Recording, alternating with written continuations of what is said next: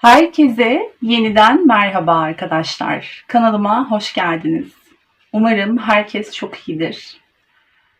Umarım bütün hayalleriniz, dilekleriniz gerçekleşme yolundadır. Bu akşam yine deste seçmeli bir açılım yapacağız. Yine 5 tane soru hazırladım.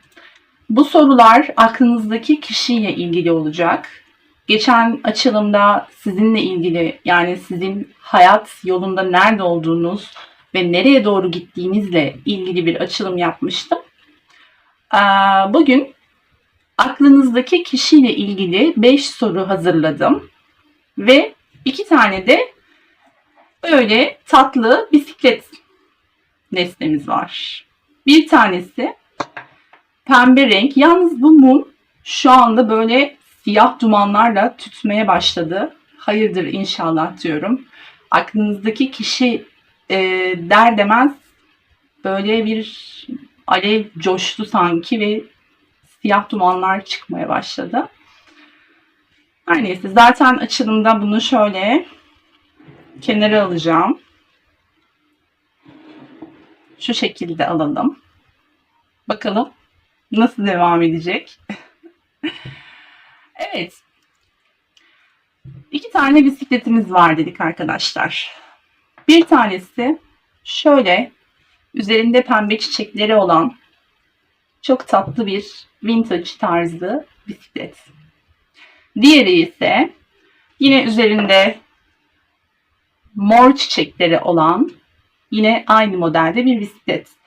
Siz burada rengi göre seçim yapabilirsiniz. İsterseniz bu pembe olan bisikleti seçebilirsiniz ya da bu mor olan bisikleti seçebilirsiniz. Dilerseniz de ikisini birden dinleyip kendinize uyanları alıp kabul edebilirsiniz. Şimdi ben bunları şöyle koyuyorum. Şu şekilde seçiminizi yaparken ben de kartlarımı alacağım.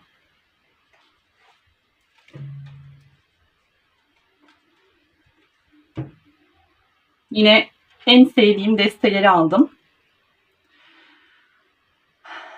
Evet.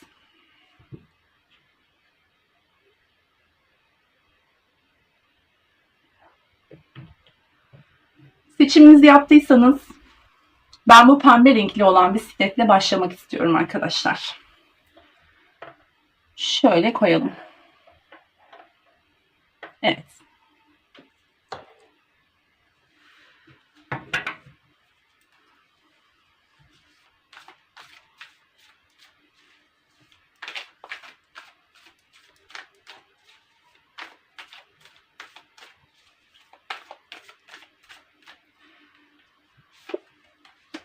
Birinci soru, ikinci soru,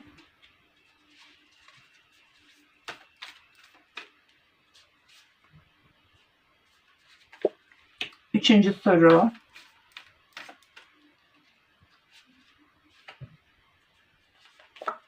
dördüncü soru ve beşinci soru.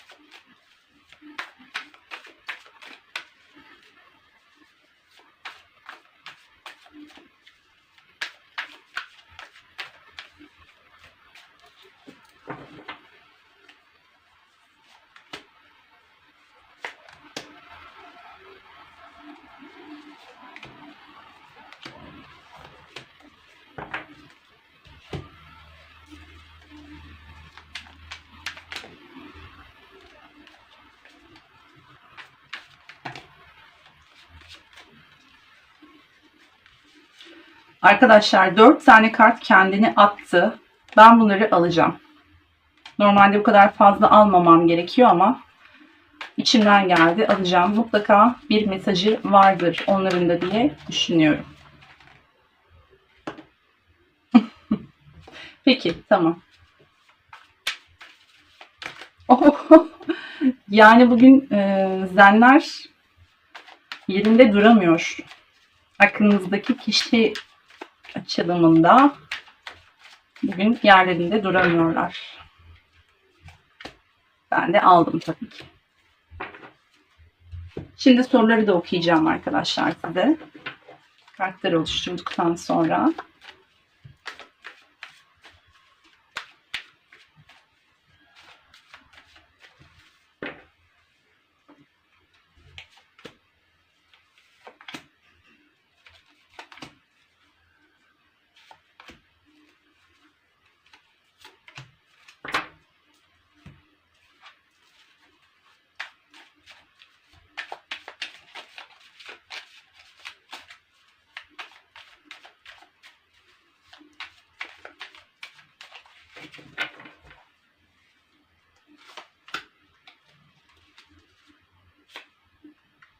Şu ikisi gelmek istedi. Peki. Biz de kabul edelim. Şimdi arkadaşlar soruları okuyorum. Birinci desteği, yani bu pembe bisiklet için oluşturduğum ilk soruyu, onunla geçmişte ne yaşadınız? Yani aklınızdaki kişiyle beraber olabilirsiniz, ayrı olabilirsiniz, fark etmez. Aklınızdaki kişiyle geçmişte neler yaşanmıştı? İkinci sorumuz, şu anda neler yaşanmakta? Geçmişten bugüne, yani bugün geldiğiniz noktada neler yaşanmakta? Üçüncü sorumuz, onunla neden karşılaştınız? Yani bunun bir spiritüel bir bağlantı mı? Bunun bir nedeni var mı? Ki karşılaştığımız her insanla mutlaka bir bağımız vardır. Yani hayatımıza girmelerinin, karşımıza çıkmalarının mutlaka bir sebebi vardır. Üçüncü sorumuz da bununla ilgili. Neden karşılaştınız onunla?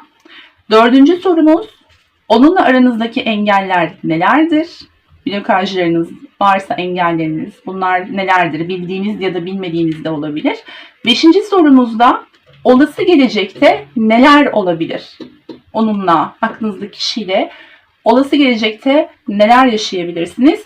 Ben bunlara ek olarak bir de sistem mesajları ile ilgili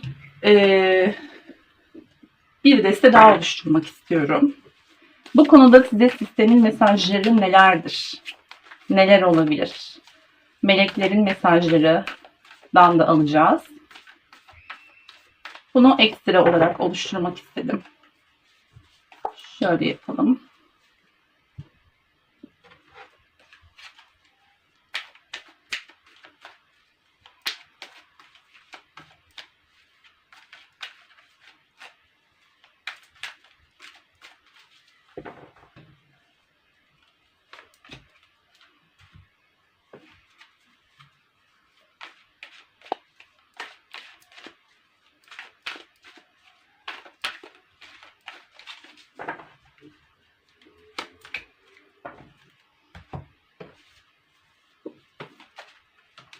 Direkt düştü.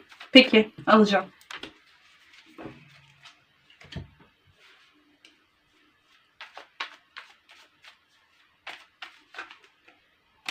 Evet, seni alalım.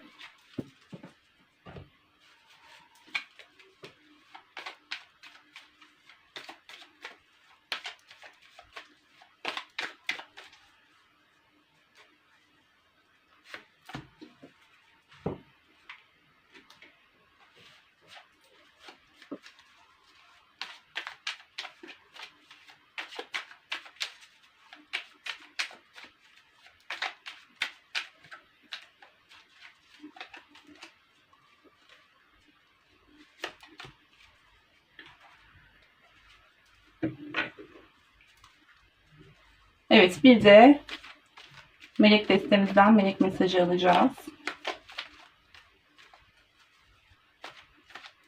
Ve bunları en son açacağız. Şu çıktı, şunu almak istiyorum. Evet, destelerimizi oluşturduk. Şimdi ben şu mesaj kartlarını şöyle koymak istiyorum arkadaşlar. Yine buradan birinci sorudan açmaya başlayacağız. Yorumlamaya başlayacağız sırayla. Evet. İlk sorumuz, onunla geçmişte neler yaşandı? Bakalım neler yaşanmış.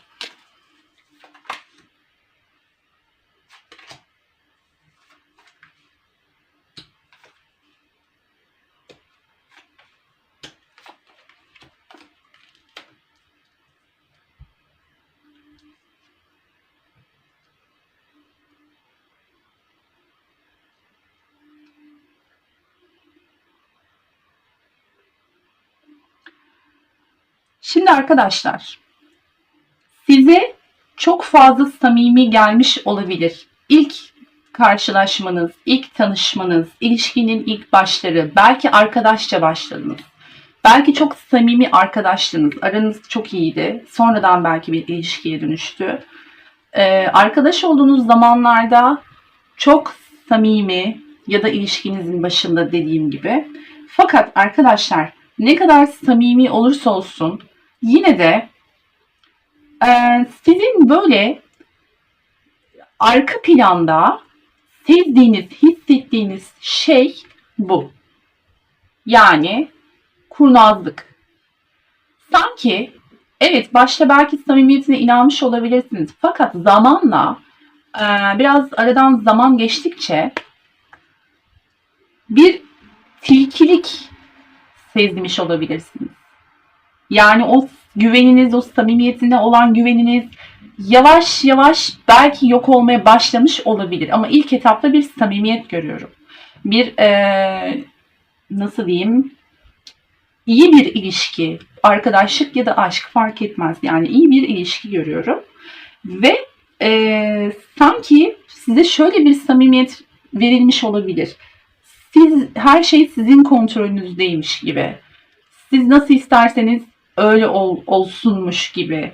Yani sizi mutlu etmek için sanki bir çaba harcanıyormuş gibi bir pozisyona girilmiş olabilir diye düşünüyorum. Burada böyle bir konu var. Yani ne olmuşsa artık bir yerde, bir noktada sizin güveniniz sarsılmış gibi sanki. Ya bir şey gördünüz, ya bir şey sezdiniz, ya görmeseniz bile öyle olduğunu düşündünüz. Ama bir şeye uyanmışsınız sanki siz. Yani bu kurnazlık durumu her neyse, yaşatılan şey burada her neyse, bununla ilgili arkadaşlar bir uyanış olmuş, bir farkındalık olmuş. Dediğim gibi ya açıkça ya da gizli saklı da olsa siz ya hissettiniz ya da bir şekilde önünüze çıktı ve bu sizi tüketmiş arkadaşlar. Ama nasıl tüketmiş? Yavaş yavaş tüketmiş. Zamanla tüketmiş. Yani zaman geçtikçe siz tükenmeye başlamışsınız. Belki de bu fark ettiğiniz şeyi onunla paylaşamadınız. Belki söyleyemediniz. Belki kimseyle paylaşamadınız. İçinize attınız, o her neyse. Bu sizi yavaş yavaş tüketmiş arkadaşlar. Yani bu tükenme durumu bir üzüntü hali olabilir. Tabii ki bir yılgınlık olabilir. O kadar emek verdim, zaman harcadım, bana bunu nasıl yapar gibi bir düşünceye girmiş olabilirsiniz. Ve burada bir pişmanlık görüyorum. Sanki karşı taraf sizin fark ettiğinizi fark etmiş ya da bunu açıkça söylediniz bilmiyorum ama burada bir pişmanlık görüyorum. Bu yaptığı şeyden dolayı, bu yaptığı tilkilikten dolayı ya da o samimiyeti devam ettirememesinden dolayı ya da yüzüne taktığı maskelerden dolayı bir pişmanlık görüyorum burada. Bu yakın geçmişte yaşanmış olabilir bu durum. Yani tabii uzak geçmişte de yaşanmış olabilir ama sanki yakın geçmişte yaşanmış gibi bir şey hissediyorum burada arkadaşlar. Ama tabii burada zaman kartı da olduğu için bana çok da yakınmış gibi de gelmedi açıkçası şu an. Belki zamana yayılan bir durumdu bu. Her şey çok yavaş gelişti. Ama siz de o zaman içerisinde tükenmişsiniz arkadaşlar. Burada böyle bir konu var. Evet.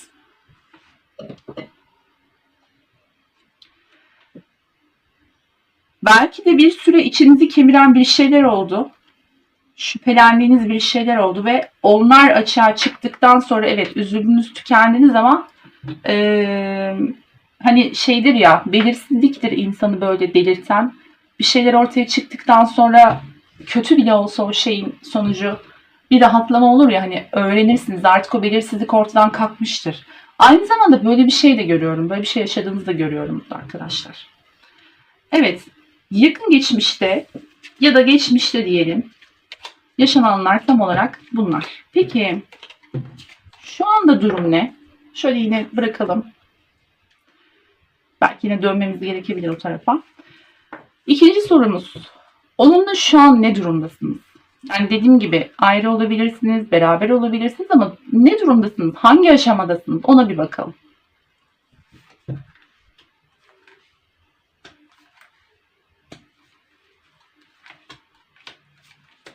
Evet, buraya 2 tane atmıştı.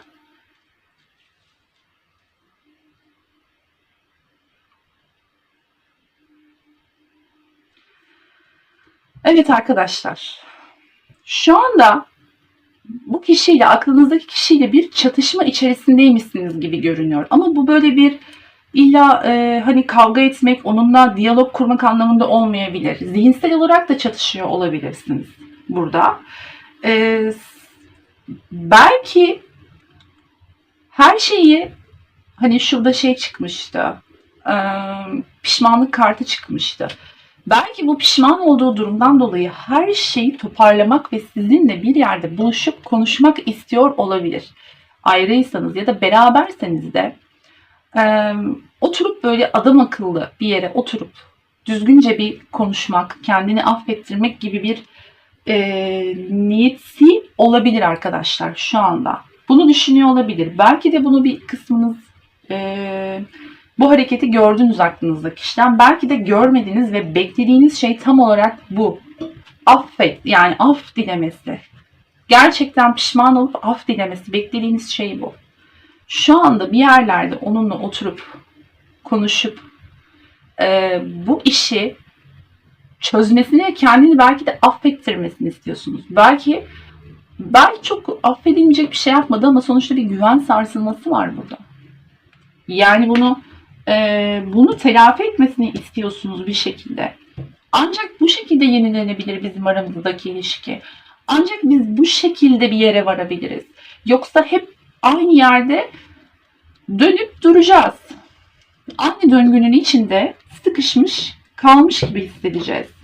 Bunun yenilenmesi için mutlaka bizim adam gibi oturup konuşmamız gerekiyor. Ve bu konuyu çözmemiz gerekiyor. Yoksa sürekli biz çatışacağız. Bunu siz de düşünüyor olabilirsiniz. Aklınızdaki kişinin çok yoğun bir şekilde bunu düşündüğünü söyleyebilirim. Her ne kadar belli etmese de. Çünkü arkadaşlar neden biliyor musunuz? Bir haksızlık yapıldığının o kadar farkında ki, yaptığının o kadar farkında ki. Yani burada şöyle düşünüyor. Ben bir haksızlık yaptım. Adaletsizlik yaptım. Eğer size böyle bir şey yaptıysa ve siz bunun farkında olup olmadığını merak ediyorsanız kesinlikle farkında olduğunu söyleyebilirim. Bunun farkında. Ve belki sizin bir tavır koymanızdan dolayı kendini dışarıda kalmış gibi hissediyor. Yani belki bir ders vermek istediniz. Belki eskisi kadar ilgi, sevgi göstermiyordunuz. Belki onu bir çocuk gibi seviyordunuz. Bir annenin çocuğunu sevdiği gibi ya da bir babanın çocuğunu sevdiği gibi, artık kadın erkek fark etmiyor arkadaşlar, biliyorsunuz. Yani burada bir kendini o eski sizden aldığı sevgiden mahrum hissettiği için kendini dışarıda kalmış gibi hisseden ve bunun da sebebinin yaptığı haksızlık olduğunu çok iyi bilen birisi var karşınızda. Size belli ediyor ya da etmiyor. Orasını bilemem. Ve Ağustos, özür diliyorum. Ağustos demişim. Sonbahar aylarından beri bu durum böyle olabilir. Yani bir sonbaharla alakalı burada bir tema var. Ya sonbahar ayında böyle bir şey ortaya çıktı, ya bir sonbaharda bir çatışmanız oldu, bir görüşmeniz, zıtlaşmanız oldu arkadaşlar gibi görünüyor. Yani ya da sonbaharla ilgili bir planınız var. Mesela örnek veriyorum, hani sonbahara kadar ben bekleyeceğim. Eğer bu iş olmazsa bitecek her şey. Son bir şans gibi. Yani bu sonbaharla ilgili bir tema var burada arkadaşlar. Sanki şöyle hissettim. Siz zaman biçiyorsunuz gibi sanki. Ve ders veriyorsunuz bir taraftan da gibi. Yani onu kendi sevginizden ve ilginizden mahrum bırakarak. Belki de bir bakın şimdi bu iki kartta bunu çok net görebiliyorum. Sonbaharla ilgili bir tema var ve bir seçim sunma durumu var. Yani bak, sonbahara kadar bunu yaptın. Yapmadın, artık ben yokum. Seçimini yap gibi bir şart koşmuş olabilirsiniz. Yakın bir zamanda, yani şu anda da olabilir ya da çok yakın bir gelecekte de olabilir. Ama aklınızdan, sanki fikrinizden, düşüncenizden geçen bu. Karşı tarafa artık bir seçim yapması gerektiği konusunda bir şart sunmak. Çünkü bu çatışmanın ben aranızdaki bir çatışma olduğunu düşünüyorum.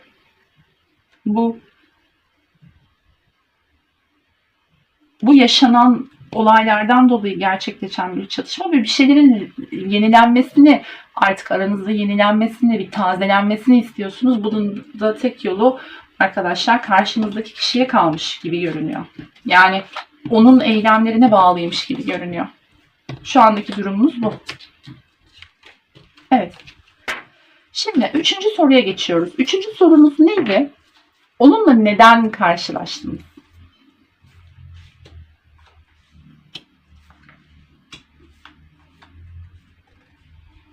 Buraya 4 tane Oshozen gelmişti arkadaşlar. Bunları şöyle aşağıya alalım.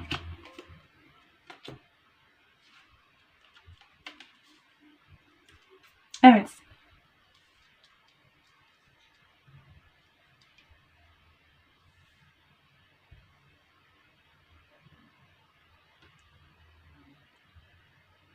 Arkadaşlar burada çok net bir mesaj var. Şöyle göstereyim. Yeniden doğuş kartımız geldi. Yeniden doğuş. Şimdi bazen dediğim gibi bazı insanlar karşımıza mutlaka bir sebepten dolayı çıkarlar ve bazılarıyla aramızda spiritüel bir bağlantı vardır. Yani ilahi bir şekilde karşımıza çıkarılırlar. Asla tesadüf değildir. Şimdi ben burada da böyle bir durum görüyorum. Sanki bir şeylerin sizin o içinizdeki potansiyel, o gücünüz, farkında olmadığınız o potansiyelinizin açığa çıkması için karşınıza çıkarılmış gibi görünüyor. Yani sizde bir potansiyel var, içinizde gizli bir potansiyel var ve siz bunun farkında değilsiniz. Bunu fark etmeniz için karşınıza çıkarılmış gibi görünüyor. Büyücü kartı. Olmazı oldurmak gibi düşünün bunu. Yani olmaz dediğiniz şeyleri bile olduracak potansiyeliniz var. Evet, hepimizde var yani bu. Ve bunun farkına varmanız için karşınıza çıkarılmış gibi görünüyor. Şimdi burada bazı konularda tarafsız ve ön yargısız olmayı öğrenmeniz için. Belki kişiyi çok fazla ön yargılı yaklaştınız ve burada size verilmek istenen mesaj, ön yargılarından kurtul. Birini olduğu gibi sev. Koşulsuz sevgiyi öğrenmek gibi. Örnek veriyorum, size ters gelen bir davranışta bulunmuştur. Mesela az önceki gibi hani bir güveninizi sarsacak bir şey yaptıysa belki de siz olayı çok fazla büyüttünüz. İşte bunları dengeleyebilmeyi öğrenmek için hani bazen biri olur bizi çok üzer, aslında çok da abartılacak bir şey yapmamıştır ama biz onu çok büyütürüz. Fakat o kişiyi terk de edemeyiz, unutamayız da hayat bize öğretir. Onu işte affetmeyi, onu affedebilmeyi, koşulsuz bir şekilde sevebilmeyi, onu olduğu gibi kabul edebilmeyi öğretmek için zaten bunları yaşatır. Burada da böyle bir durum görüyorum arkadaşlar. Bir ayrılık olmuş. Evet, belki kişi sizden uzaklaştı. Belki aranıza bir mesafe girdi. Belki de siz uzaklaştınız. Ama bu uzaklaşmanızın sebebi işte sizin bazı şeylerin farkına varabilmeniz için yalnız kalmanız. Altında yatan sebep. Yalnız kalmanız gerektiği. Çünkü o zaman ön yargılarınızdan kurtulup tarafsız bir şekilde ön yargılarınızdan kurtulup gerçek potansiyelinizle tam kapasite hayatınıza devam edebilirsiniz. Yani burada böyle bir durum var ve arkadaşlar karşınızda gerçekten de buz gibi bir insan olabilir. Duygularını ifade edemeyen, örneğin burada işte özür yani affedilmeyi bekleyen birisi vardı. Fakat burada buz gibi birisi var. Yani böyle olsa bile bunu size belki söylemeyen, asla belli etmeyen, burnundan kıl aldırmayan biri varsa siz zaten bunun farkında değilsinizdir. Yani evet bekliyorsunuz ama ya o yapmaz ki. Hayatta böyle bir şey yapmaz dediğiniz biri olabilir. Burada buz gibi davranan biri var ve bunun sebebi, yani buz gibi davranmasının ve belki de sizden uzaklaşmasının sebebi sizin bazı şeylerin kendinizle ilgili potansiyelinizin farkına varmanız. Yani burada gerçekten duygularını, içinden gelenleri asla söylemeyen, bakın içinden geçenleri söyleme arzusu, istediği şeyi kolaylıkla dile getirebilmek diyor. Yani istediği hiçbir şey söyleyemeyen, nasıl hissediyorsa belki tam tersi davranan, soğuk davranan biri var burada. Buz gibi. Ve egolu, yani egosundan dolayı böyle davranan biri var. Ve siz de onun karşısına belki bu egosunu yıkması için çıkarılmış olabilirsiniz. Çünkü bu işler karşılıklıdır arkadaşlar, biliyorsunuz ki. Evet. Koşulsuz sevgi ve dişil enerjinizin yükselmesi için olabilir. Dişil enerjinin dengelenmesi için. Belki dişil eril enerjiniz arasında bir dengesizlik vardı ve bunu dengelemeniz gerekiyordu. Bu ilişki size belki bunu öğretecek arkadaşlar. Çünkü ben burada şimdi dişil enerji nedir? Olayları akışına bırakabilen, zamana güvenen ve kadınlığının hani farkında olan, alıcı, almasını, talep etmesini bilen, kendine değer veren bir enerjidir. Pasif bir enerjidir. Fakat kendine değer veren bir enerjidir arkadaşlar.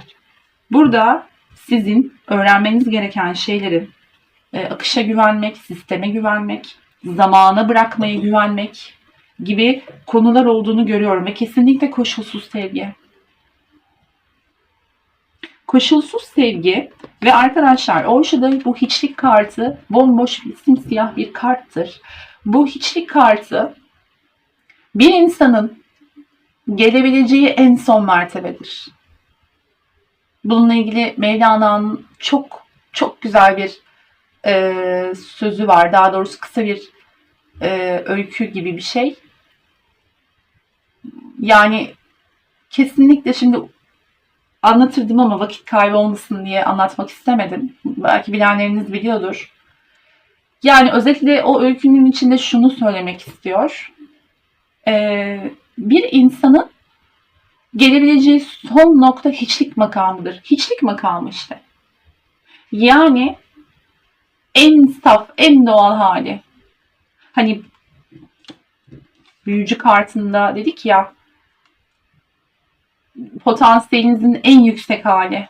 Mükemmellik değil belki ama hiçlik. Yani mükemmellik değil o kesinlikle. Hiçlik. İşte bütün mutluluk burada. Bu hiçlikte. Eğer bunu yakalayabilirsek hayatımız çok daha anlamlı bir hale gelebilir. Burada da arkadaşlar bence öğrenmeniz gereken şey bu. Hiçlik makamına erişmek.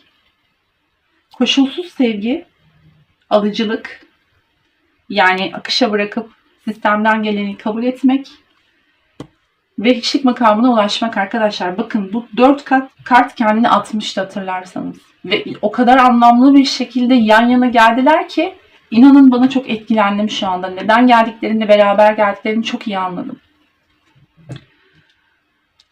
Evet. Karşınıza çıkarılma sebebi bunlar gibi görünüyor arkadaşlar. Şimdi 4. soruya geçelim.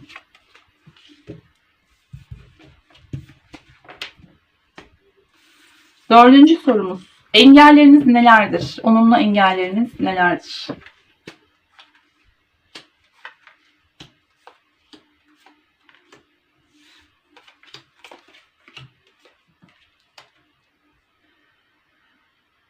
Şimdi arkadaşlar bakın. Bunun daha çok sizinle ilgili olduğunu düşünüyorum. Siz bir şeyi bırakamıyor olabilirsiniz. Herhangi bir şeyi. Neden bırakamıyorsunuz? Emek verdiğiniz için bırakamıyorsunuzdur. Zaman harcadığınız için bırakamıyorsunuzdur. Yani bu kişiyle aklınızdaki kişi olmak zorunda değil bu arada yani. Bu bir huyunuz olabilir. Bir yeri terk etmek olabilir. Birinden vazgeçmek olabilir. Her şey olabilir. Bakarız daha detaylı şekilde ama benim ilk gözüme çarpan şey sizin ışığa doğru gidemiyor oluşunuz. Yani elinizde bir şey var ama arkanızda daha büyük bir şey var. Daha güzel bir şey var. Onu bırakıp o elinizdeki şeyden olmak istemediğiniz için arkanızdaki o daha büyük, daha güzel olan ışığa gidemiyorsunuz. Burada bir blokajınız olduğunu düşünüyorum bununla ilgili. Çünkü bir de burada bırakma zamanı kartımız çıktı. Yani zamanı gelmiş bir şeyi bırakmanızın ama siz bırakamıyorsunuz. Bu blokaj oluşturuyor sizde. Bir engel oluşturuyor. Ve bunun da kesinlikle ego ile ilgisi var. Yani bu bırakamadığınız şey her neyse ben onu bırakamam ki. Bırakırsam, örnek veriyorum. Bırakırsam el alem ne der? Bu kadar emek verdi. Bıraktı gitti demezler mi? Misal. Ya da ben bu noktaya kadar getirdim bu işi. Hayatta bırakmam. Arkadaşlar bunu size yaptıran şey egonuz. Egonuzun esiri olmuş durumdasınız belki de. O yüzden bir şeyi bırakamıyorsunuz. Bırakmanız gereken bir şey var. Halbuki o kadar bunu yapabilirseniz eğer çok şanslı bir döneme gireceksiniz. Bakın yıldızlar kartı çıkmış. Dilekleriniz, istekleriniz var ve bir türlü olmuyorsa bir şeyi bırakmanız gerekiyor. Egonuzu belki biraz törpülemeniz gerekiyor. Ya da ego ile bağlantılı bir şeyi bırakmanız gerekiyor. Değişim gerekiyor arkadaşlar burada. Ben bu desteği seçenlerde bir değişim sıkıntısı olduğunu düşünüyorum. Yani kendinizle ilgili bir şey değiştirmeniz gerekiyor arkadaşlar. Bir dönüşüm olması gerekiyor. Bakın değişim kartıyla kelebek kartı yan yana geldi. İkisi de değişim dönüşümü anlatır. Bir konuda değişim dönüşüm kaçınılmaz arkadaşlar sizin için. Yoksa hep aynı döngünün içerisinde dönüp dönüp durursunuz. Ve bunun da atalardan gelen bir blokaj olduğunu düşünüyorum. Aileden, atalardan. İlk önce anne babaya bakın bakalım ya da sizi yetiştiren en yakınınızdaki o aile bireyleriniz kimse. Önce onlardan başlayın arkadaşlar. Bir bakın yani aranızdaki ilişki, onlarla ilgili bırakamadığınız herhangi bir şey, anne babanıza anne babalık mı yapıyorsunuz, rolleriniz mi değişti, siz anne baba oldunuz, onlar çocuk mu oldu? Ya da kendi fikrim zannettiğiniz şeyler acaba onların fikirleri mi? Bunları kendinizle ilgili sorgulamanız gereken şeyler olduğunu düşünüyorum arkadaşlar. Kartın üstüne bir böcek geldi sıçrayarak. Tam kelebek kartının üstüne bakın. Ürkütmek istemiyorum ama merak da ettim. Ay, uçarak ilk defa böyle bir şey oldu burada. Uçarak şey yapıyor. Kartların üstünde geziyor ve çok enteresan. Gerçekten tam kelebek kartının üstüne geldi arkadaşlar. Evet. Bu şekilde. Engelleriniz, blokajlarınız arkadaşlar, bu ilişkinin engeli daha çok sizinle ilgili gibi görünüyor. Bir ego var. Ego ile ilgili bir durum var burada.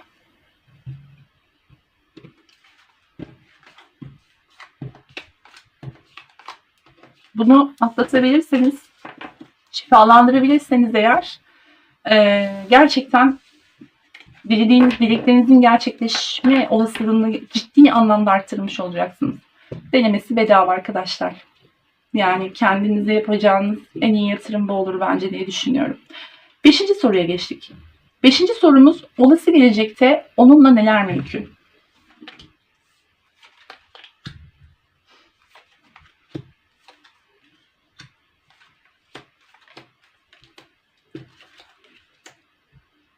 Arkadaşlar şunu söyleyeyim öncelikle.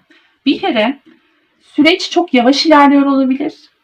Ciddi anlamda artık sabrınız taşmış olabilir. Beklediğiniz hiçbir şey gerçekleşmemiş, ondan beklediğiniz hamleler gelmemiş olabilir.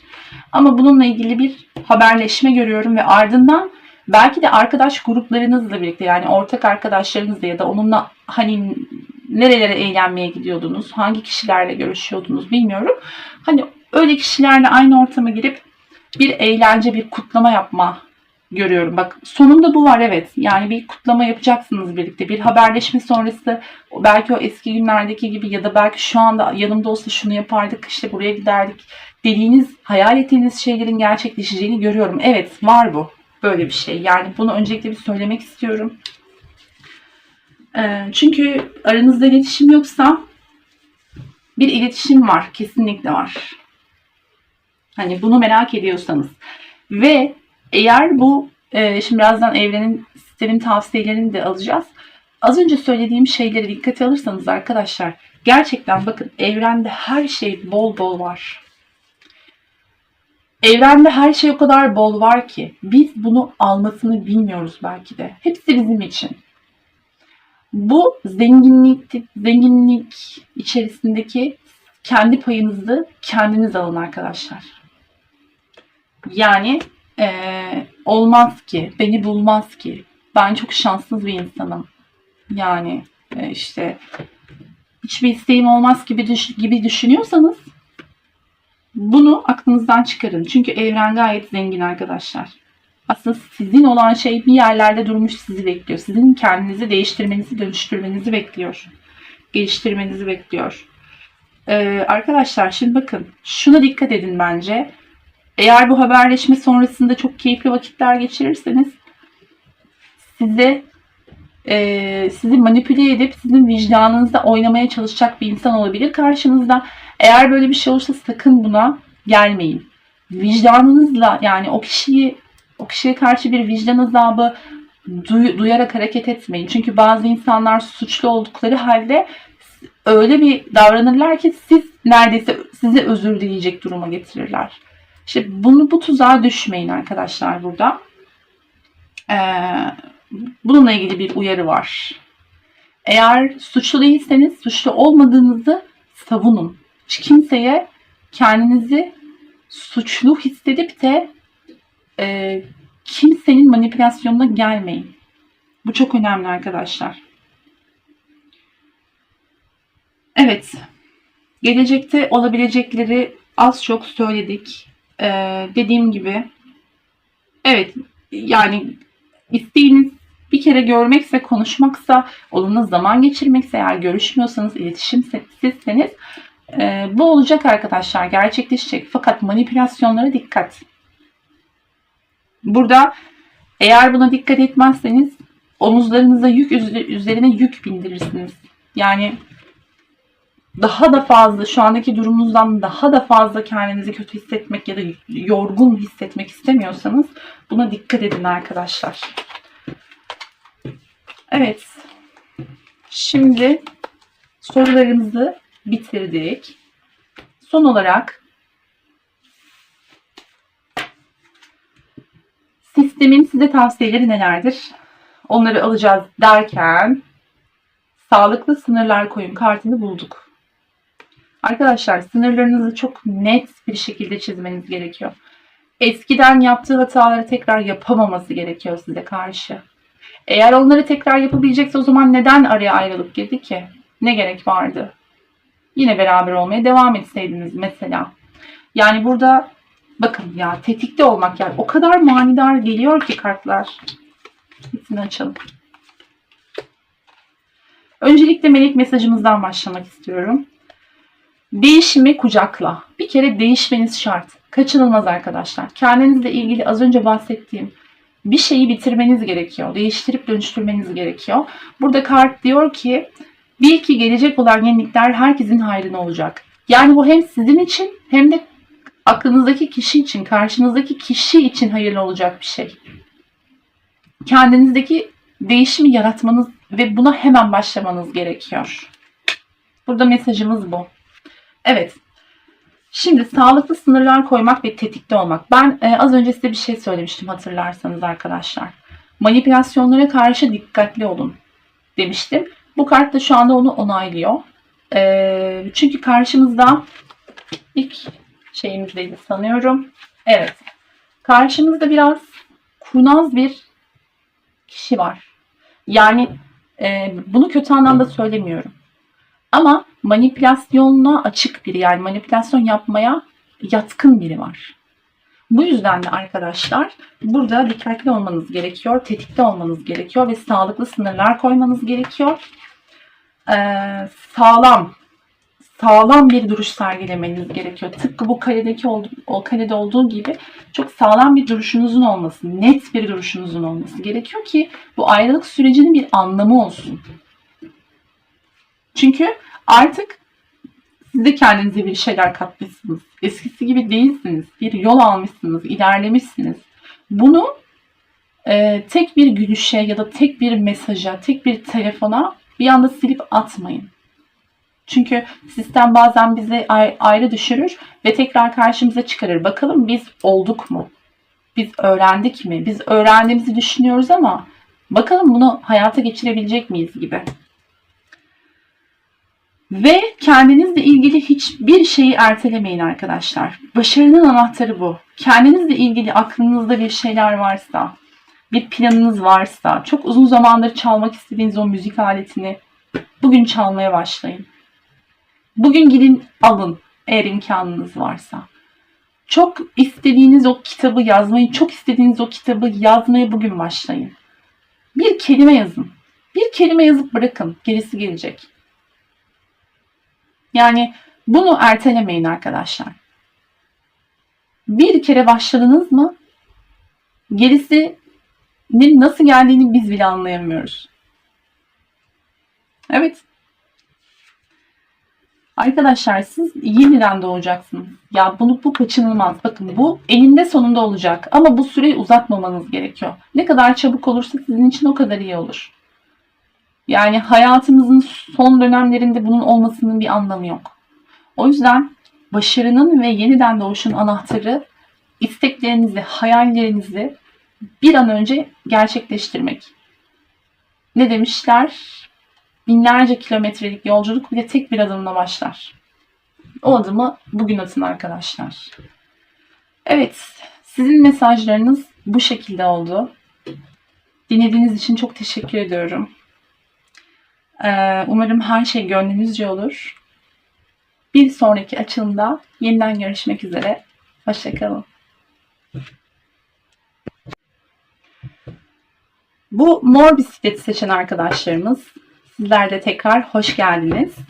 Eğer bu mor bisikleti seçtiyseniz hemen açılıma geçmek istiyorum arkadaşlar. Dediğim gibi 5 tane soru hazırladım. Sorulara göre desteleri oluşturacağım. Birinci sorumuz, aklınızdaki kişiyle geçmişte neler yaşanmıştı? İkinci sorumuz, onunla şu anda ne durumdasınız? Üçüncü soru, onunla neden karşılaşmış olabilirsiniz? Bunun nedeni nedir? Dördüncü soru, Onunla aranızdaki engeller nelerdir? Beşinci soru, olası gelecekte neler mümkün? Ve son olarak da altıncı soruyu da kendim ekledim. Gerçi sorudan ziyade bir sistem mesajı destesi oluşturacağız. Şimdi hazırsanız hemen desteleri oluşturmaya başlıyorum.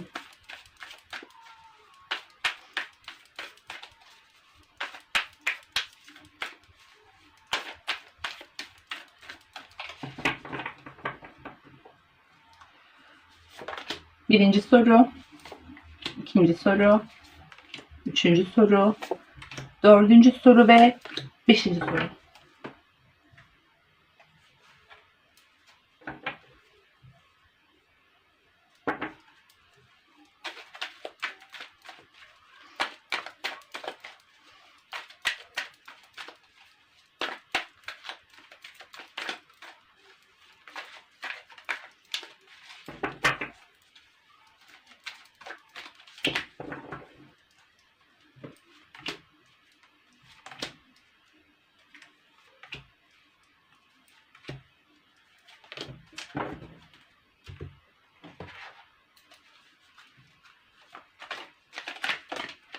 Peki.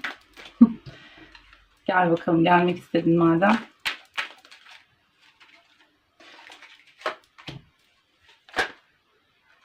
Yok. Sen açıldın. Anlayacağım seni.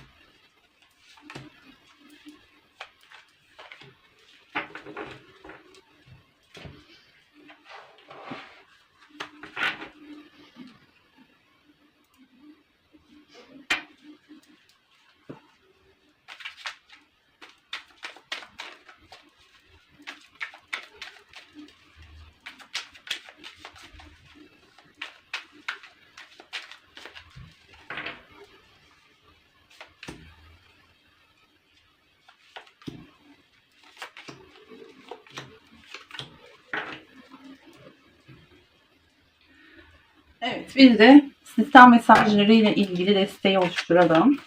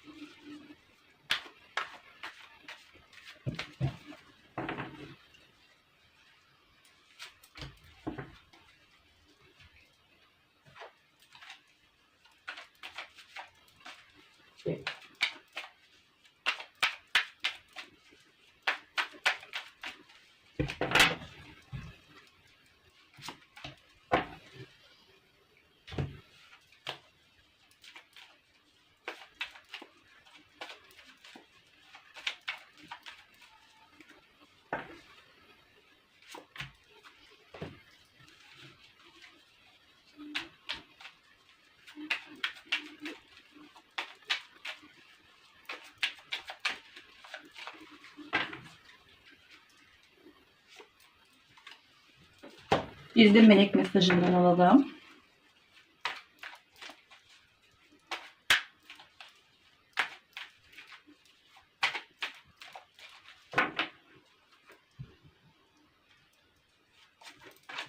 Evet. Destelerimizi hazırladık. Bunu şöyle koyuyorum. Ve birinci sorudan başlıyorum. Neydi ilk sorumuz?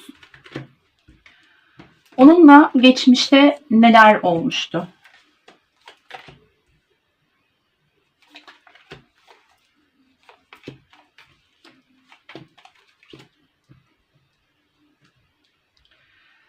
Arkadaşlar, şimdi bu insanla ilgili, aklınızdaki kişiyle ilgili şu anda beraber olun ya da olmayı fark etmez.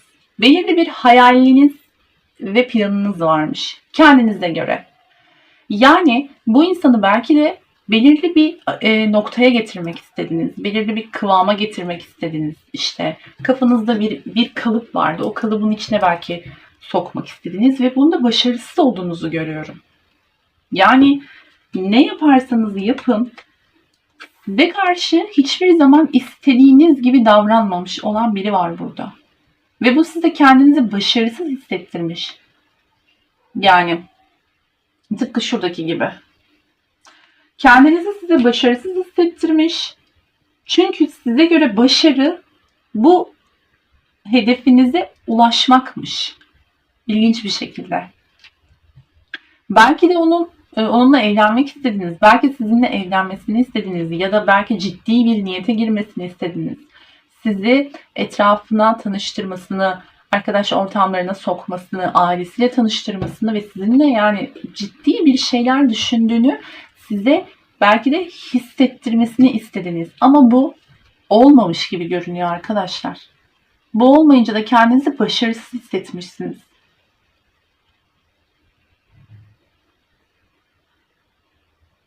Çünkü bu olursa sanki bu insan sizin için bir ödül, bir hediye gibiymiş. Yani nasıl diyeyim? Hani evrenin size gönderdiği bir hediye ve sanki onun gibi bir daha asla bulamam gibi bir düşünceye girmişsiniz gibi görünüyor arkadaşlar. Belki de sizi bu yalnızlıktan ve mutsuzluktan kurtaran bir hani bu beyaz atlı prens gelsin de beni kurtarsın mantığı vardır ya. Belki de böyle bir mantığın içine girdiniz. Olabilir. Yani bu nedenle de arkadaşlar size hiçbir zaman istediğiniz şekilde gelmediği için de hep kendinizi mutsuz hissetmişsiniz. Ama bu aynı zamanda hırs da görüyorum burada. Yani ben bu işi başaracağım, ben bunu alacağım istediğimi bu kişiden diye arkadaşlar belki de kendi zamanınızı harcadınız.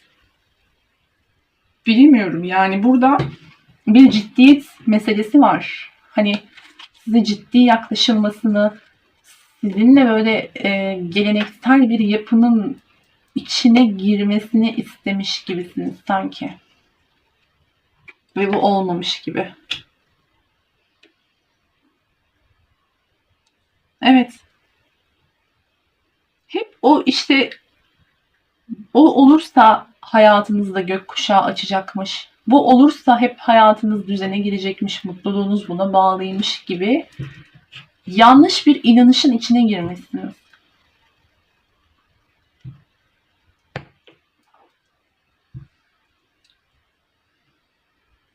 Evet. Sanki bir de şöyle bir şey de hissediyorum. Hani bunun olmadığı şöyle dursun. Bir de her şey sanki daha da kötüye gitmiş gibi. Yani sizin hayalinizin böyle tam tersi yönde gitmiş gibi. Belki de istediğiniz şekilde ciddileşmiş de olabilirsiniz. Yani bu insan sizi gerçekten işte hayatına almış, etrafıyla tanıştırmış bir kimse de olabilir. Ama sonunda böyle her şey nasıl derler ona? Yani tersine dönmüş gibi.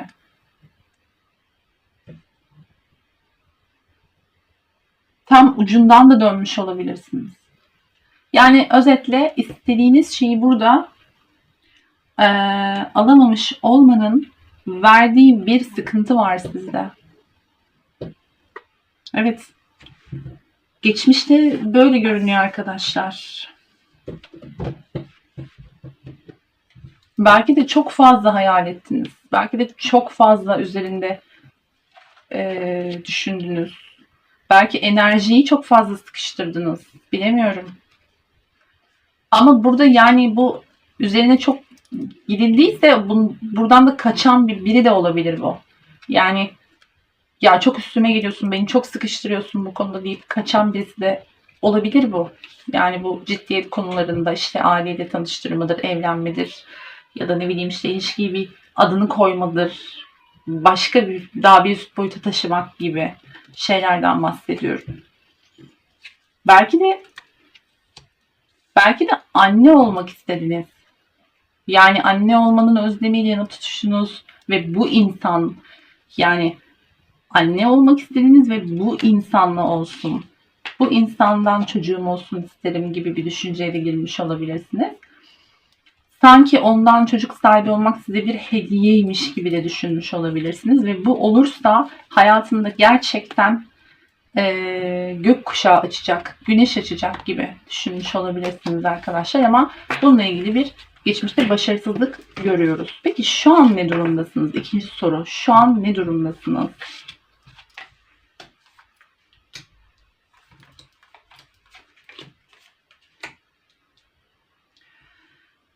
Arkadaşlar şu anda aranızda, aklınızdaki kişiyle aranızda bir döngü kapanmış ya da kapanmak üzere bir döngü yani tamamlanıyor bir süreç gibi. Hani aranızdaki ilişki ya da her neyse işte diyalog, iletişim tamamen bitiyor anlamında söylemiyorum bunu ama burada bir dünya kartı var. Burada bir döngü tamamlanmış ya da tamamlanmak üzere.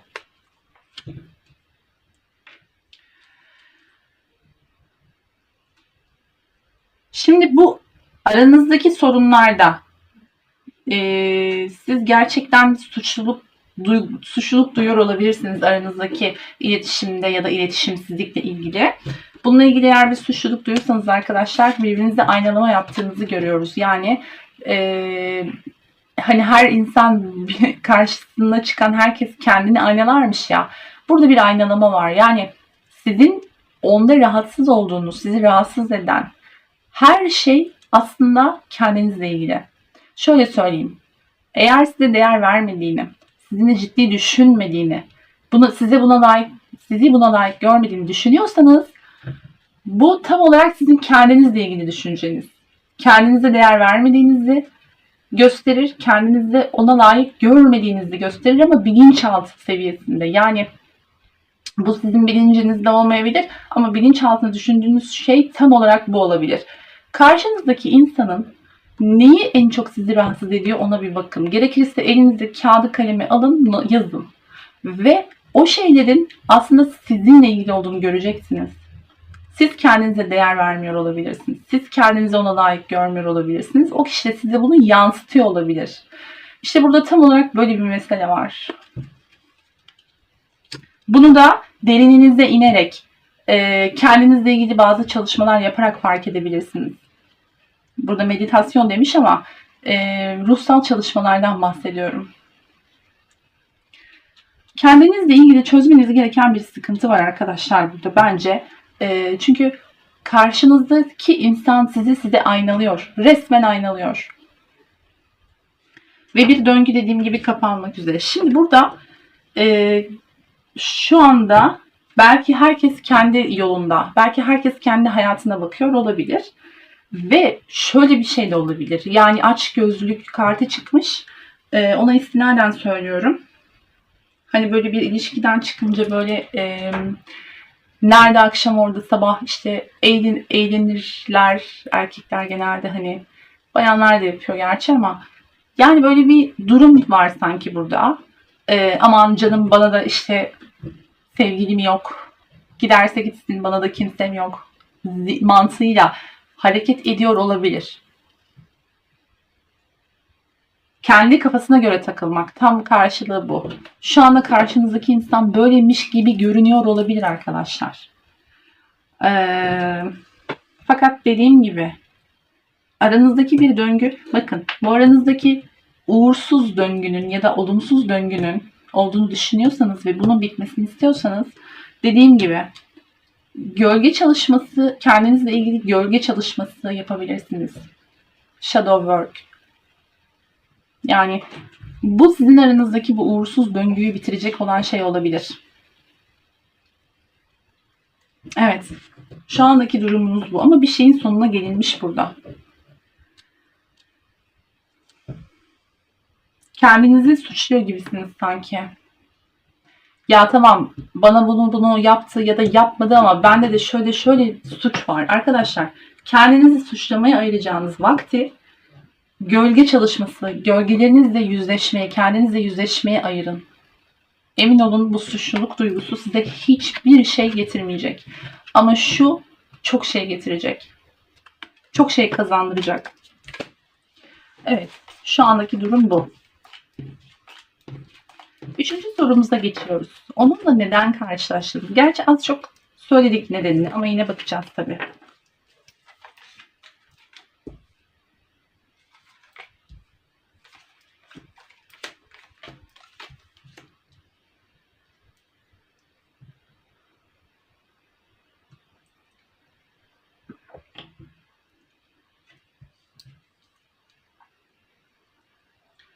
Bakın arkadaşlar, kartlardan gördüğüm kadarıyla siz sanki böyle aile kurmaya takıntılı biriymişsiniz gibi hissediyorum. Yani aile kurmaktan kastım bu, yani çocuk sahibi olmak olabilir, anne baba olma isteği olabilir.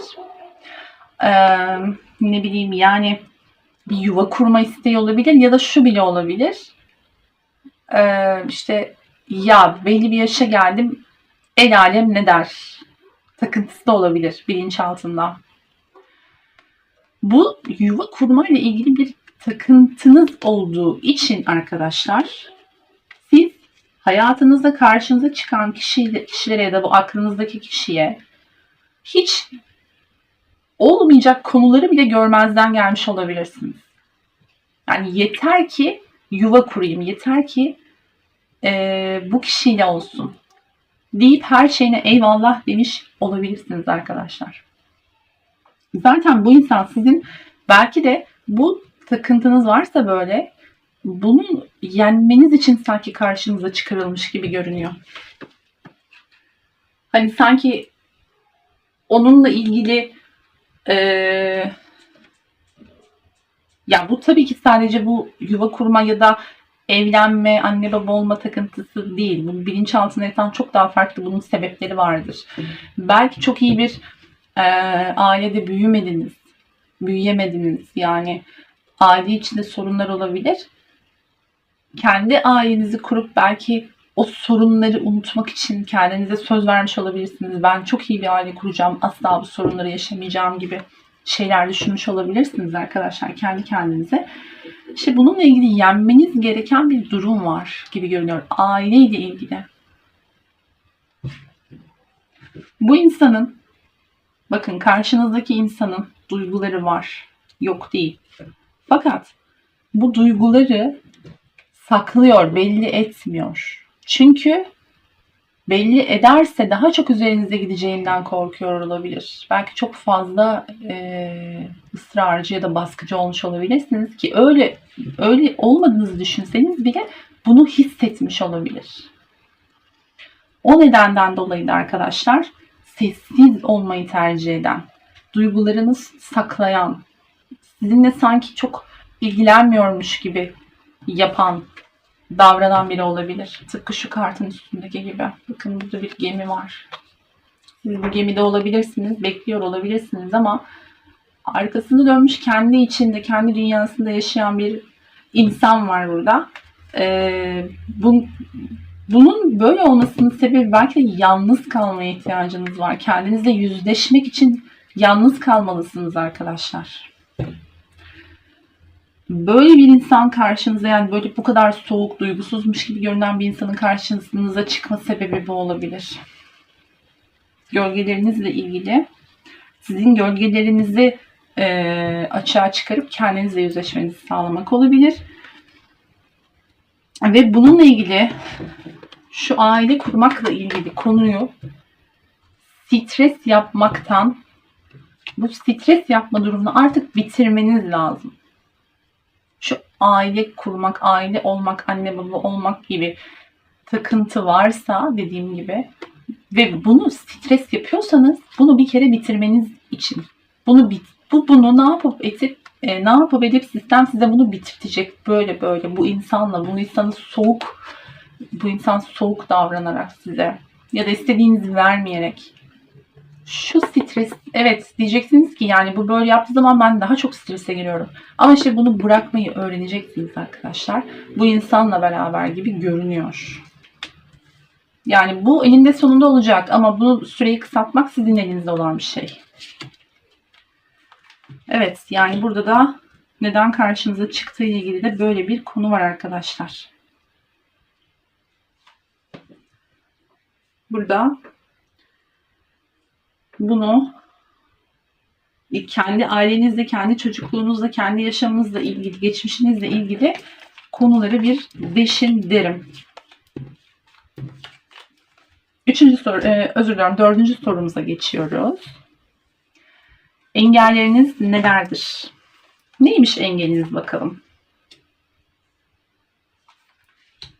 Çok küçük detaylara takılmak, büyük resmi görememek, maskeler. Bakın, az önce dedim, buradaki kişinin bu şekilde böyle soğuk, sessiz gibi görünen kişinin aslında maskeler taktığını az önce söyledim. Maskeli davranmak, mış gibi davranmak. Ve bu maskeli davranma durumu sizi deli ediyor belki. Neden söylemiyor, beni seviyor ama neden duygularını söylemiyor diye deliriyorsunuz belki de. Yani ve size eliniz kolunuz bağlı, yani çaresiz bir şekilde bırakıyor olabilir bu durum. Şimdi sistem öyle bir ayarlamış ki sanki bu ilişkiyi ve kişileri size öyle biriyle karşılaştırmış ki hiçbir şey yapamıyorsunuz. Yani çaresiz misiniz gibi görünüyor. Hiçbir şey yapamıyormuşsunuz gibi görünüyor arkadaşlar. Çok dua ettiğinizi görüyorum. Bakın hiçbir şey yapamıyorum ama dua ediyorum diyorsunuz. Yani onu yapabiliyorum yalnızca. Diliyorum. Allah'tan diliyorum. Dua ediyorum.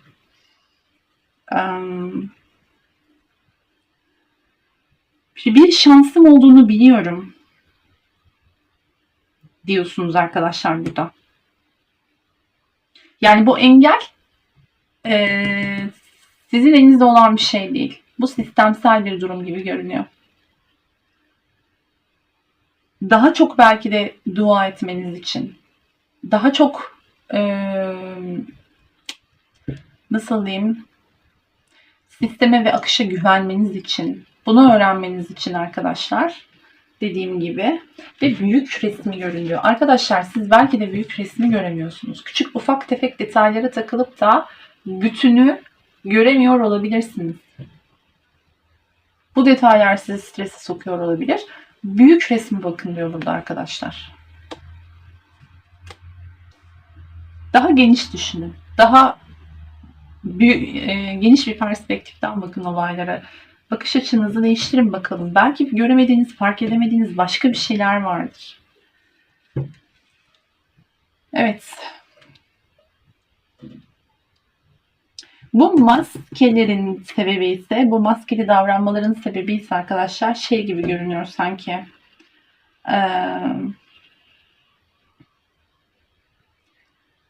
İşte bir şeyleri daha da büyütmek, dediğim gibi belki kendinizi geliştirmeyi, belki sizi o yola mecbur bırakmak. Yani mecbur bıraktığı zaman siz artık gelişmekten ve değişmekten başka bir çare bulamıyorsunuz. İşte tam olarak böyle bir şey. Engeliniz ne diye sorduk. Engeliniz tamamen sistemsel arkadaşlar.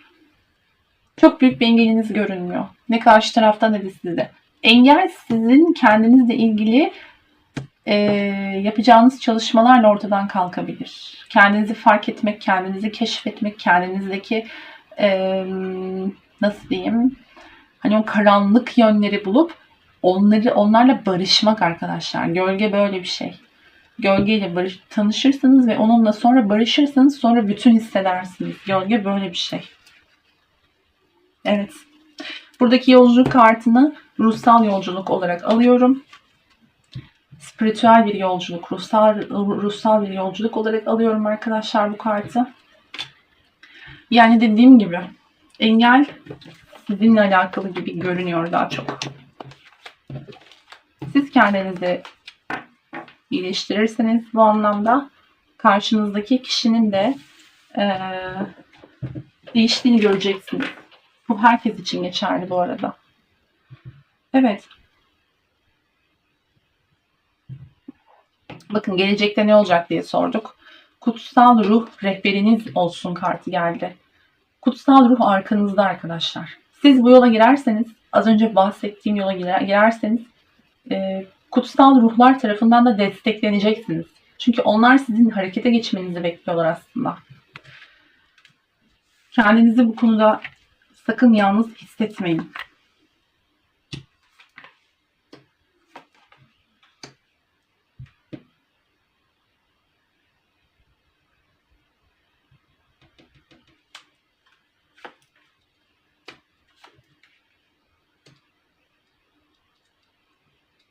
Evet. Şimdi arkadaşlar, siz sanki bir süre daha böyle kendinizi koruma altında tutacakmışsınız, savunmada tutacakmışsınız gibi görünüyor. Dediğim gibi bu zaten sadece size zaman kaybettirecek bir eylem olur. Bunu yapacağınızda kendinizle ilgili çalışmalara yönelmenizi tekrar tavsiye ediyorum. Ama sanki siz biraz daha böyle kendinizi savunmada tutacakmışsınız gibi görünüyor. Çünkü haklı olarak tabii ki haklısınız bu anlamda. Çünkü çok yorulmuş olabilirsiniz, çok kendinizi anlatmaya çalışmış olabilirsiniz, sınırlarınızı zamanında çizememiş olabilirsiniz. Sanki o çizemediğiniz bütün sınırları şu anda acısını çıkarır gibi bir anda çiziyor olabilirsiniz ama sorun, anlatmaya çalıştığım şey, sorun ilişkinin kendisi değil. Sorun aslında bu yolculuğa çıkarılma sebebimiz olan bir kendimizi keşfetmek, gölgelerimizi keşfetmek, travmalarımızı, aile atalarımızdan gelen o korkularımızı keşfedip onları şifalandırmak. O yüzden arkadaşlar sanki bir süre daha buna devam edecekmişsiniz gibi görünüyor. Hala içinizde o işte bir üst mertebeye çıkma, işte sevgiliysen nişanlanma, nişanlıysan evlenme gibi, evliysen çocuk sahibi olma gibi durumlar her zaman var olacak gibi görünüyor yakın bir gelecekte de. Fakat sanki şöyle düşünüyorsunuz. Benim kaderimde bu var. Yani yakın bir gelecekte. Benim kaderimde bu var ya. Ben artık yok olmayacak, yapamayacağım. Evlenemeyeceğim, annesi olamayacağım, baba olamayacağım gibi. Böyle düşünüp olmadıkça kendinizi karanlığın içine soktuğunuz bir durum var. Halbuki kendinizi karanlığın içine soktuğunuz için olmuyor aslında. Yani tam tersini düşünürseniz, bakış açınızı değiştirirseniz böyle bir sonuç ortaya çıkıyor. Olmuyor ki diye düşünüp kafanızı böyle bacaklarınızın arasına alıp düşüneceğiniz günler. Şimdi bunu niye söylüyorum? Bu yakın bir geleceğin, yani olası geleceğin kartı. Fakat burada tabii ki illa öyle olacak diye bir şey yok. Sadece olası bir gelecekten bahsediyoruz burada. Böyle olmaması için zaten tarot açılımlarının amacı budur. Şu olacak, bu olacak demenin bir anlamı yok. Olabilecek olan şeyin önüne geçmek için ne yapabiliriz? Bu zaten bütün olayımız bizim. Şimdi burada olası gelecekte böyle bir durum görünüyor. Hala aynı şeyi düşünüp Aman kaderim de yok ki bilmem ne işte ya. Cık, beni de bulmaz ki. Herkes evlenir ben evlenemem ki gibi düşünceyi kafanızdan çıkarmanız gerektiğini söylüyorum. Eğer bunu yapmazsanız bu şekilde devam edecek gelecekte de.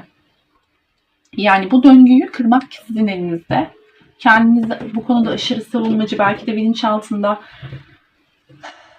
yani evet görünürde istiyor gibi olabilirsiniz, görünebilirsiniz ama belki bilinçaltınızda bununla ilgili olumsuz kodlar var ve bunlar sizi bloke ediyor. Bu da olabilir. O yüzden diyorum bilinçaltına çalışmak gerekiyor diye.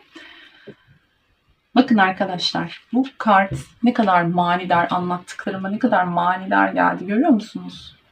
Çocuk sahibi olmak, işte onu kucaklayan, çocuk sahibi olmuş ve onu kucaklayan bir kişi var burada. Osho'nun kartları bunlar da. Çok severim. Osho'nun dönüşüm kartları. Arkadaşlar bakın, bu kesinlikle mümkün olan bir şey. Fakat siz kendi kendinizi sabote ediyorsunuz. Bakın kartın altında ne yazıyor? Sabotaj yazıyor. Kendi kendinizi aynı bu şekilde, şu şekilde sabote ediyorsunuz. O yüzden diyorum, gelecekte de böyle bir durumun içine düşmemek için kendinizi şifalandırmanız gerekiyor. Bu sadece sizin kafanızın içinde kurduğunuz bir düşünce ve atalarınızdan gelen muhtemelen bir düşünce, bir inanış, düşünce kalıbı, inanış, yanlış bir inanış bu. Bunu arkadaşlar şifalandırmanız şart. Evet, şimdi son olarak sistem mesajlarına da bakalım. Bakalım sistemin size mesajları. Gerçi arkadaşlar bütün kartların içinde sistem mesajlarını gördük ama yine de açacağız. Hiçbir şey boşa gitmez. Arkadaşlar kendiniz için yaptığınız hiçbir çalışma, hiçbir şey boşa gitmez. Görüyorsunuz. Hayalinizle, hayal ederek, hayal gücünüzle başlayabilirsiniz.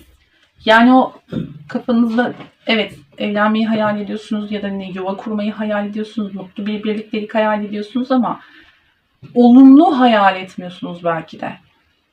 Olumlu hayal çok önemlidir. Yani bu hayal gücünün yaptıkları inanılmaz gerçekten.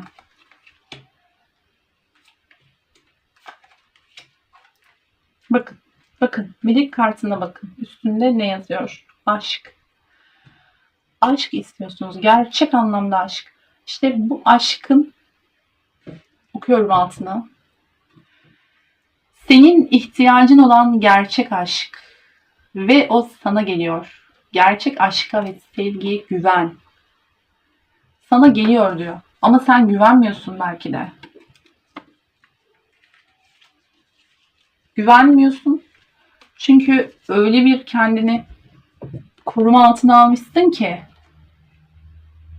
bak, öyle bir kendini koruma altına almışsın ki güvenmiyorsun. Bunu bir kere yapma. Güven. Gerçek aşka güven. Kendini sabote etme diyor kart. Arkadaşlar melek kartınız bu şekilde bir mesaj verdi. Hayal etmek, doğru anlamda hayal etmek, gerçek anlamda düzgün şekilde hayal etmek. Hayalinizin içinde olumsuz hiçbir şey olmamalı. Bu sizin hayaliniz ya. İstediğiniz gibi şekillendirebilirsiniz. O yüzden hayalinizin içine olumsuzluk katmayın. Güzel şeyler hayal edin. Gerçekmiş gibi hayal etmek de yetmez. Gerçekmiş gibi hissetmek lazım hayal ederken. Bakın arkadaşlar, bunu yaparsanız diyor, evet gerçekten değnek dörtlüsü bir kademe yukarı çıkmaktır. Bunu yaparsanız değnek dörtlüsünü vaat ediyor size. Aynı şuradaki gibi sevinçten resmen zil takıp oynamaktır. Bir kademe, bir mertebe yukarı çıkmaktır. Aynı zamanda nişanlanma kartıdır. Değnek dörtlüsü. Evet. Dönüşüm konusunda cimri olma. Dönüşüm konusunda bakın. Dönüşüm ve cimri kartı. Olgunlaşmak, dönüşmek, hayatında ciddi değişimlerin yaşanması. Bu konuda cimri olma diyor kartlar. Ve sağlam temeller kur. Sağlam temel ne demektir? Bak şimdi burada ne demek istiyor? Sağlam temeller kur. Geçici mutlulukların peşine düşmektense, yani bir bataklıktaki o kötü kokuyu yok etmek için üzerine işte parfüm sıkmaktansa ya da güzel kokular sıkmaktansa bu geçici bir çözümdür. Bataklığın kökünü kurut diyor. Kökünü kurut ki o bataklık kurusun, bitsin. Yani bu üzerine güzel koku sıkmakla bitecek bir koku değil. Kökenine inmeniz gerekiyor. Sağlam temel kurmanız gerekiyor. Kendinizle ilgili yaptığınız çalışmalar bunun için gerekli işte. Bu açılımlar bunun için önemli işte. Yoksa gelecek mi, gelmeyecek mi, beni seviyor mu, sevmiyor mu? Bunlar değil arkadaşlar. Önce kendinizi şifalandıracaksınız. Sonra gelecek zaten gelmekte olan. Sizi hak eden, gerçekten seven.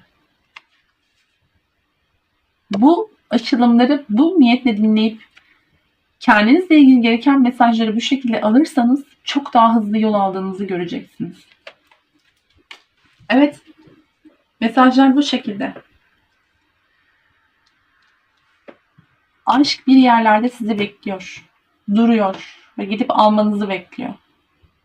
Arkadaşlar, var, yok değil. Umudunuzu kaybetmeyin.